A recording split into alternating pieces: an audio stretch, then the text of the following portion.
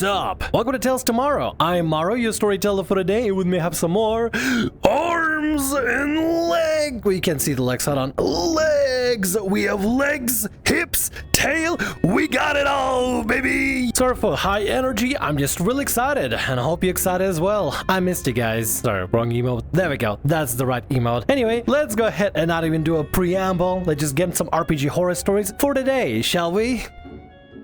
The darker side of the ring. I am going to be a little light in details because this was around 15 years ago on a forum, give or take. The forum had a wrestling focus, anyhow, and also multiple play-by-post RPGs going. I do not remember the mechanics as I'm a wrestling fan, but I hadn't felt compelled to join any of the games going. I ended up intersecting with a horror due to the moderator duties I'd held at the time. There was a player who was kind of a problem even outside of the games, because of course he was, but outside of being irritating, he didn't tend to flagrantly break rules that I was aware of. This would change as we became aware of what had gone on in the game being ran that he was part of. See, he was fixated sexually on big, dominant men. Not wild in and of itself. These are quite a few gay wrestling fans, and wrestling obviously has quite a few large men and sometimes homoerotic situations, so it stands to reason. The problem is that none of the moderators paid any attention to the games, and the affected players mistook this as tacit approval of what would happen next, and not ignorance. The players began a storyline where anytime he defeat opponents as his 400-pound fat guy, he'd drug them and have his way with them, often NPCs. But then he tried to move on doing this to other players, one of whom finally went to the moderation team with a... Hold on 1 second. Hold on 1 second. So you're telling me you guys are playing this wrestling TTRPG, which, I mean, I guess it's whatever, but you're playing this play-by-post wrestling TTRPG. This guy decides my character takes the loser that I've defeated in a wrestling match, drags him behind this shed, drugs him up full of fentanyl or roofies or whatever people use at this point nowadays. I don't know. And then I'm just gonna have my way with them, and nobody said, hey, wait a minute, Buster. I don't think that's a cool thing to do in my games. Nobody said anything? Of course, then he would be like, oh, well, if nobody's stopping me, I guess I can move on to the player characters too. What? If you don't tell a problem player to knock it off the very first time they do something specific, they might be pushing the boundaries, because guess what? Some people are just like that. They like to push the boundaries. They don't understand what limits are. They don't understand when enough is enough. They don't understand when things aren't jokes anymore, things aren't silly anymore, funny haha anymore. Some people just love to push boundaries until it budges and breaks, and even then, they'll keep trying to push boundaries to see what they can get away with. Some people are just crazy like that. I don't know what it is. Maybe it's rebellious spirit. Maybe they're exploring something else. But if they realize they have no limits, they're gonna keep going until they eventually hit the limits, and they'll try to test limits as much as they can. Some people just want to test limits for whatever reason. I don't fully understand. I guess as far as I like chaos, it's pineapple and pizza, and I'm done. I know my limits. I know I'm not a complete degenerate. I'm not gonna start putting bananas on my pizza or something crazy like that. People that don't know the limits, or they just want to keep pushing past boundaries until they eventually hit a brick wall and then smash through the brick wall with everything they got. Those are the kind of people you got to be looking out for, which is this guy basically is. He's a ram of limits, or no limits, basically. He's just a battering ram of no limits who's to bash down through your walls, come knocking through your window, literally like the Kool-Aid man going, oh yeah, let's put in some SA in this game. But then he tried to move on to other things to players, one of whom finally went to the moderation team with the concerns about this guy pushing this on people who never signed up to be participants in his fantasies. It wouldn't have been a compelling option for many of them, anyway, but it wasn't even being milked for drama or anything of substance, and instead was a post played for laughs on occasion, with more incidences being nakedly for the player's desire. It was thought, oh, maybe there's a misunderstanding that can be quickly ironed out. Misunderstanding that can be quickly ironed out. The guy's literally doing the whole like bit with he takes the people that he defeated, drugs them, and then has the way with them, basically essays them in a wrestling arena type thing. What do you mean? How is this a bit? How is this a... Oh, maybe it's a misunderstanding. How? In which way? Maybe it's a misunderstanding if you're wearing blinders for life. You know how like horses have those blinders that basically cover the vision? If you're wearing one of those, maybe it's a misunderstanding, but to anybody else, no, I feel like this is kind of pushing way beyond the boundaries. And I mean, you didn't specify specifically your Discord server was like that, where basically have wrestling NSA, so I'm assuming you guys just did wrestling play-by-post for the sake of wrestling play-by-post because it seemed fun, and nobody wanted to have this uncomfortable situation dealing with this weirdo. I feel like this guy was kind of a red alert immediately when they started doing the NPC stuff, and of course it's going to move on to the players. Of course it would. But the reality began to be quite surprising to the moderation staff and admin. The player had been at this for the better part of a year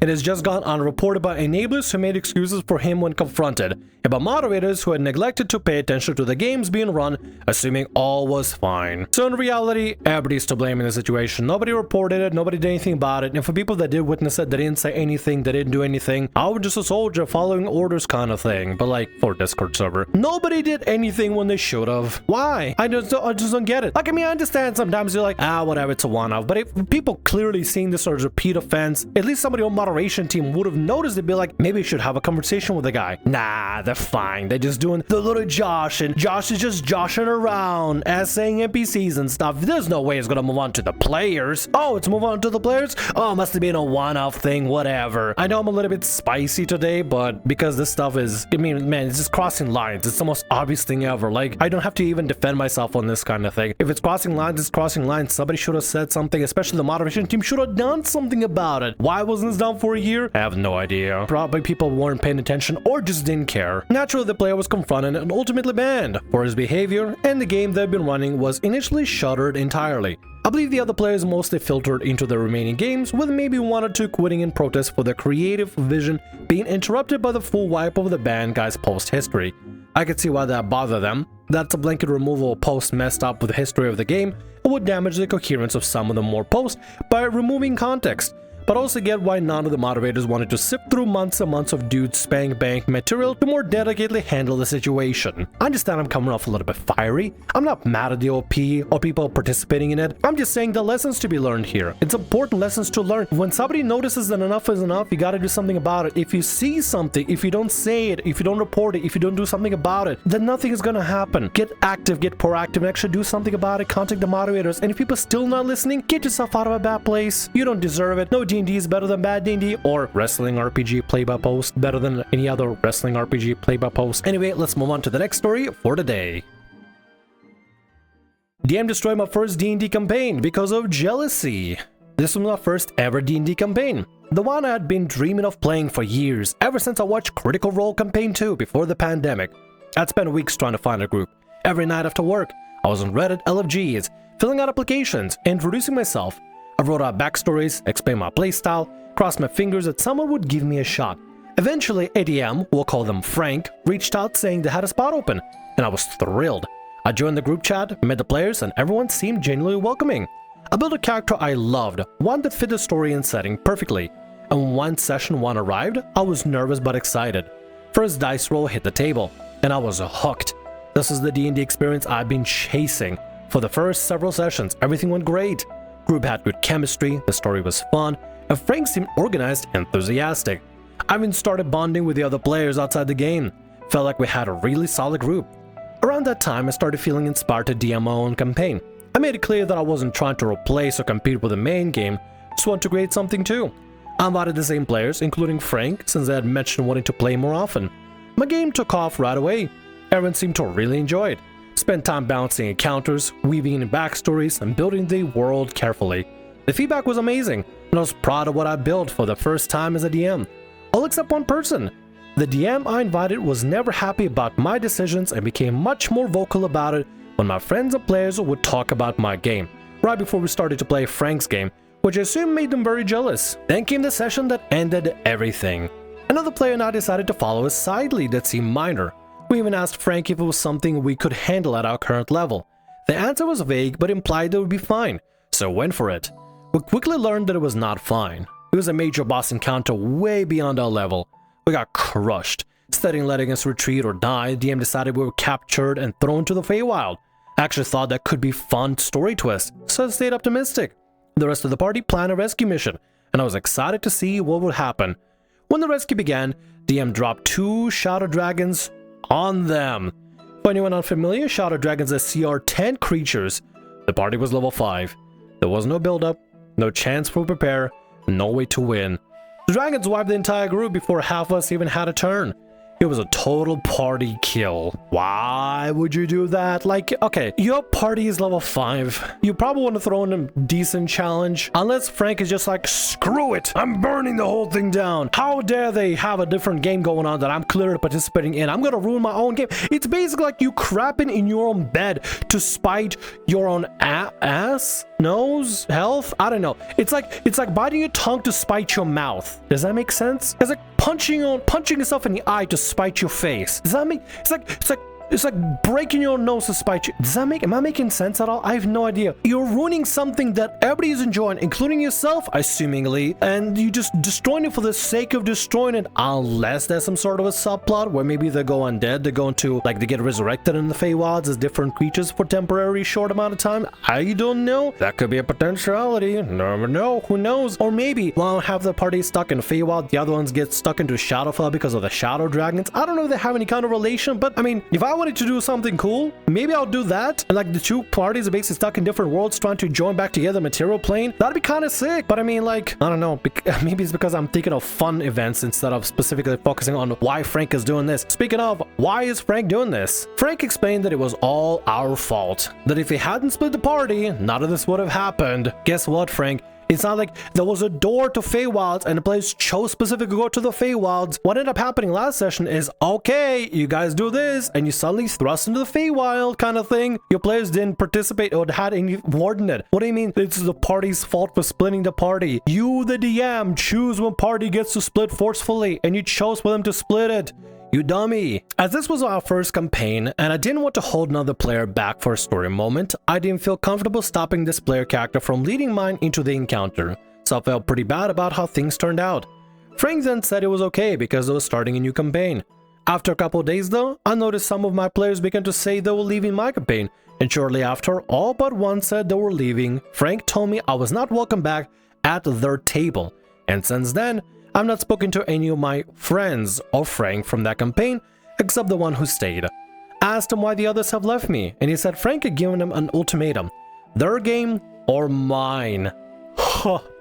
Since their players were friends with Frank before me, they chose him. That's the end of the story. Wish it ended better, but that's life. Hope you enjoyed.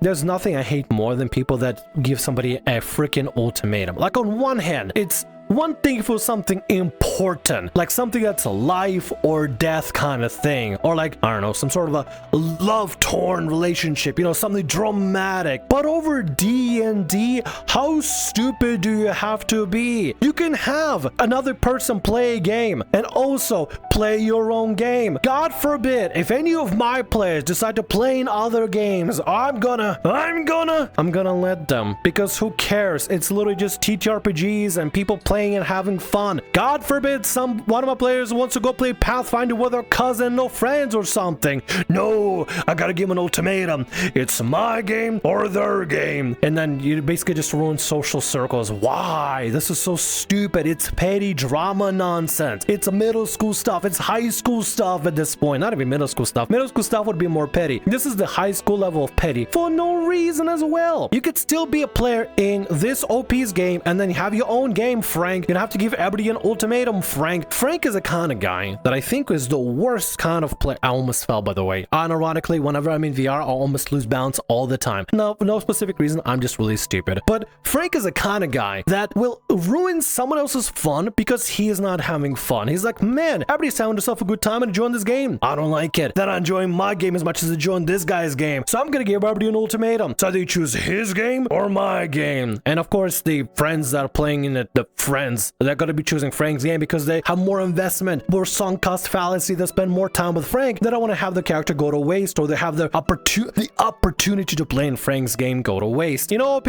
those friends aren't really friends. They're friends with attachment, but that's about it. Because they're more like a train card, right? They're coupled to Frank, because if Frank leaves, they're gone as well. They're not friends. Real friends would be like, listen, Frank, I can play in your game, but I also can play in OP's game. There's nothing wrong with that. Come on, man. Let's just chill out and just not worry about it. It's D&D at the end of the day. Who cares, man? Who cares? It's like getting mad at somebody that, I don't know, like Morrow's playing Final Fantasy 14 with this person, but not with that person. Yeah, I can play with whoever I want to. Well, I'm playing with this person today. We'll play together tomorrow. Chill the hell out. Who cares? It's all games at the end of the day anyway. Why turn it to some sort of weird social clique? It just comes off stupid. It comes off dumb. You know what? OP, honestly, I think that on your favor. The one dude, the one person that's stuck with you is the only dude bro or dude brudette. I don't know. The only true friend that actually stuck with you, they're the only one that matters. Find people like that one friend. I'd rather have that one friend forever instead of a bunch of fakers like the rest of the people that went with Frank. Let's continue with the next story for today. Dude gets mad and throws his dice because his first level character could not beat a hill giant.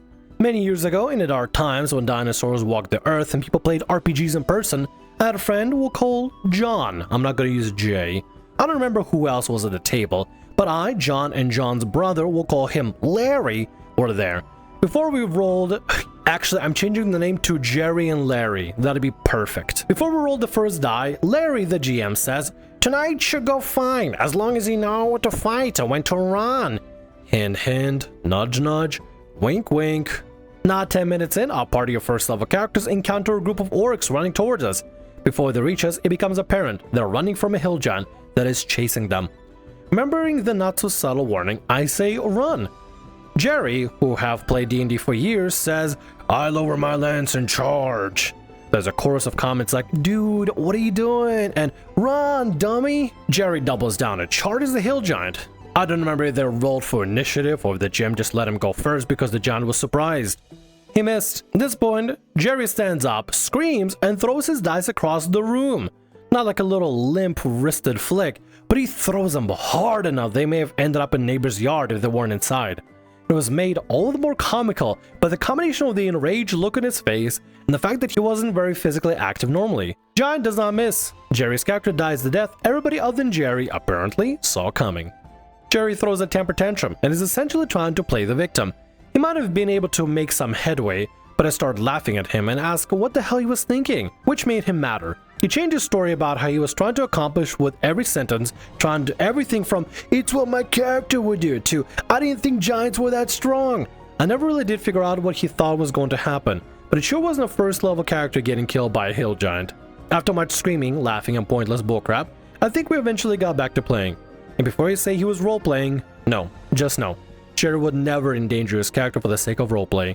I actually miss him, believe it or not, so maybe it's not a horror story. I mean, it's not necessarily, I guess, a horror story, more like a horror anecdote about an RPG horror story. I mean, in a sense, it is an RPG horror story because Jerry has a lot of experience. And if Jerry has a lot of experience, just didn't think clearly so much about it. I mean, we all have moments where sometimes we lack clarity. Sometimes I can do really dumb things, actually all the time, and somehow still make through it. You know, that's the luck of the gambling tiefling, man. I just do dumb things and somehow still get away with it. I danced off with a satyr in the Feywilds for no reason. I got a natural 20 on my performance and I did the best dance ever and let us pass through the Feywilds with no problem. Apparently I got them moves, man. I got the luck, honestly. I just basically got that gambler's luck. That's all I have. I have no build. It's just luck build. Just hope and pray for the best. But in this situation, it's kind of weird to think that Jerry would completely forget playing D&D for so long that, hey, hill giants and anything larger than a hill giant will probably smash down a level 1 character. I understand if it was a party level 3s, maybe 4s potentially, they could have a fighting chance against one hill giant. But a level 1, your hit dice are basically like in that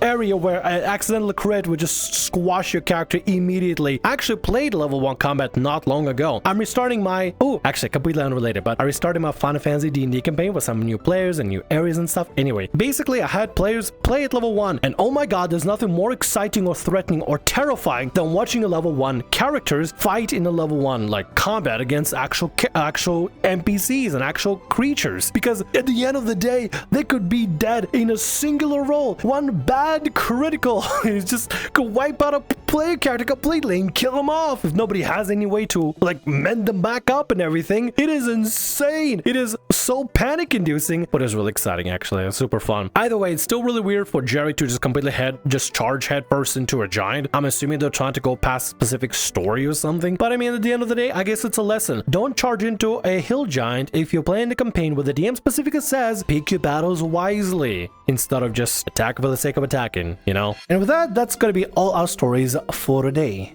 I want to thank you very much for watching, and thanks so much for being here. If you like what I do, consider subscribing to the channel and leaving a like. Also, if the RPG Horror Stories ever goes down, or if you want to submit your own personalized horror story, email is down in the description below. I'll see you again in more Tales Tomorrow. Bye-bye.